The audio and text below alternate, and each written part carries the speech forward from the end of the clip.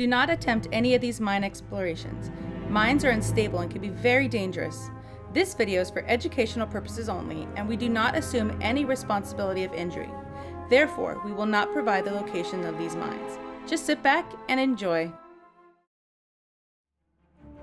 Hi everyone. So in 2013, my friends and I embarked on a remarkable journey to rediscover the Carrie Mine in Pine Canyon in the Angeles National Forest. When I found out about this mine, I discovered that its location was being kept hidden, a secret to maintain its preservation, and every attempt we made to locate it seemed near impossible. Yet after several months of many extremely arduous attempts, we had finally located the Carrie Mine. Now the Carrie Mine was significant because this seemingly abandoned mine had once been occupied by some unknown person whom converted it into a place of refuge and had reclaimed many artifacts from the ruins of the nearby Echo Mountain House Hotel. The story goes that a man was hiding out in this mine to avoid the World War II draft of the 1940s. On September 16, 1940, the United States required all men between the ages of 21 and 45 to register for the draft. And what better place to isolate yourself than in an old abandoned mine 3,000 feet above sea level? But to learn more about this historic location, I met up with Dan MacPherson, who was the first person to locate this mine back in the 1980s. So let's listen in. Well, in the 1980s, Richard Nyerges, whom I call Ricky, as I've known his family a long time, and I started wondering where the Pine Canyon mines were, because we had the history books. The book Sarah Noble Ives, Altadena mentioned it, and another fellow, Robert Peterson, wrote a book, Altadena's Golden Years, and he mentioned it. And I'd never heard it mentioned since then. So Ricky and I decided we'd make an expedition up there and see if we couldn't find it. As we climbed up the hill, we passed stacks of ore, neatly stacked, 55-gallon drums stacked up in a little culvert.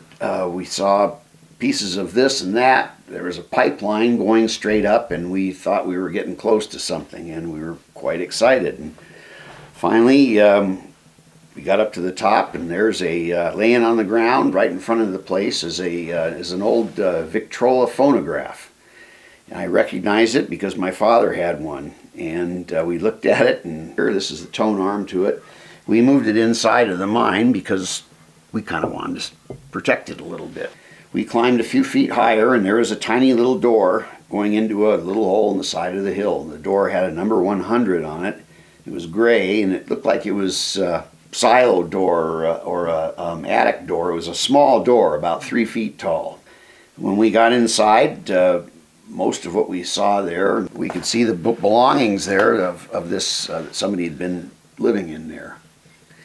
The pans that he had them hanging on a rack, and the rack said, take one and give it to a friend. It was a brochure rack from a church of some kind.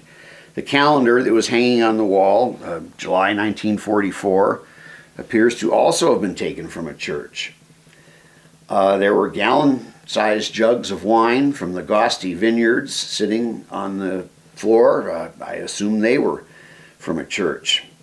The supplies that he had, there's coffee, Irish coffee. It came from the Baruch Company. That was on the corner of First and Alameda in Los Angeles. That building was there when I started with this, and I took pictures of it. It's since been demolished. It was a huge building.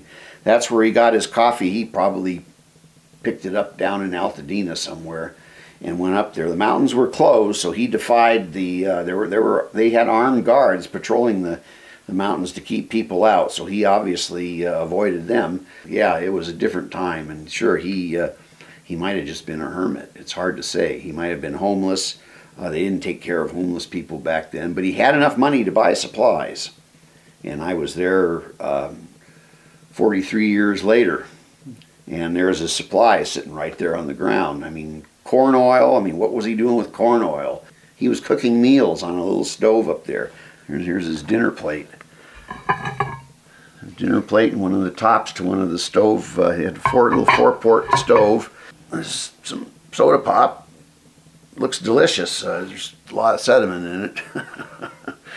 I broke the original glass on this, so this is a glass that somebody left out in the sun, and it was lead in the glass, causes it to turn purple, so I put that in there. The original glass was clear, and I broke it. Ballpoint pen. It's missing a little bit of stuff, but you can see the lever there where you stick it in the ink and pull the lever and it sucks the ink up inside of it. This belonged to the hermit. It looks like it's made of ivory. The flag here, the star, you can see the stars were bleached because they bleach right out. They're disappearing in the white fabric, so there's star-shaped holes in it. Coffee maker, he probably liked cowboy coffee because I don't see a lot in there. There's a hole in the bottom of this one now, so it won't make coffee anymore. It looks like most of the stuff was pilfered from some, or repurposed, I guess that's the word I should use. There were pans hanging on a diagonal across the entrance to the mine so that the guy could hear bears coming in for him, I guess, because that's what he could expect to see up there. And he had the pipe leading out of the mine under some rocks and then through that B.F. Goodrich sign, B.F. Goodrich tire sign. He'd punched a hole into it and it was supporting his stovepipe. So there was a little smoke coming from that area, you know, during the years, in the war years when he was there. There was smoke coming out of there. But that's pretty much it. We found it in, I believe, 1986 or 1987. And we kept it secret for a while. Eventually, we ended up speaking to the Historical Society about it, and then I took a small expedition up there. The expedition I took, I think it was in 2000, and I remember Hugh Blanchard was one of the people that came along, Brian Marcroft, John Harrigan, Paul Ayers. You know, they went running in there, and I said, you know, be careful, don't go all the way in the back of that thing, it's dangerous. Or they were in the back of that thing in 5 seconds. I mean, and they just couldn't believe it. But yeah, it was a real Tom Sawyer moment.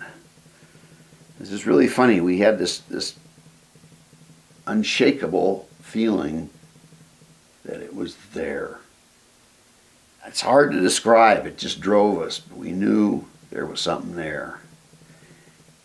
And by golly, when I stumbled upon this, I thought, for crying out loud, I've never seen anything in the world like this. We are the first people here since 1944, July 1944. July 1944, the hermit either went somewhere or he's under a pile of rock in the tunnel there somewhere. There's probably 50 to 100 wheelbarrows full of stuff on the ground there. And if you dug that out and dumped it over the side, you might find the hermit under there. That's my theory. I'm the only one that really thinks that. Everybody else thinks, well, he might have just left of his own accord. And I think to myself, well, yeah, he did, but he sure left a lot of stuff behind, including his ballpoint pen. Mm-hmm. You know, so it's hard to say. It doesn't look to me like he left of his own accord. The site is unguarded and it's dangerous. It took us somewhere between 8 months and a year to find the mine. So it tells you, if you even if you had a cell phone, if you got stuck in a cave-in up there, they're not going to find you.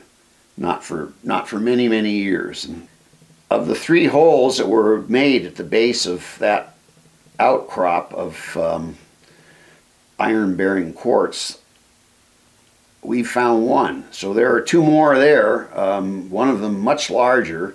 We haven't found them. It just would take somebody with the intestinal fortitude to work their way around the base of that quartz outcropping very, very thoroughly, and it's very hard to do.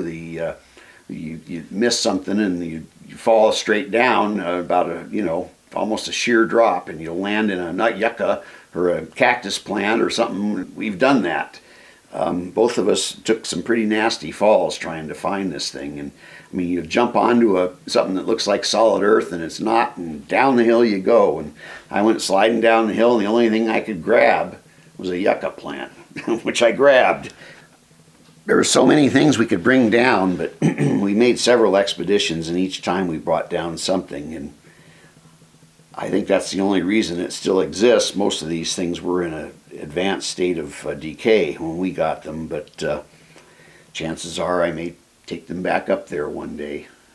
The thing I would want to know is, who in the heck was he? Does he have any relatives? I'm sure that they could easily identify him, but maybe not. Maybe he'll just be forever unknown. I personally, and I continue to look for him as long as I live, or who he was. I don't know if I could get up there to that site anymore, though. I'd like to thank Dan MacPherson for taking the time to sit down with me to discuss this amazing discovery and share his experience.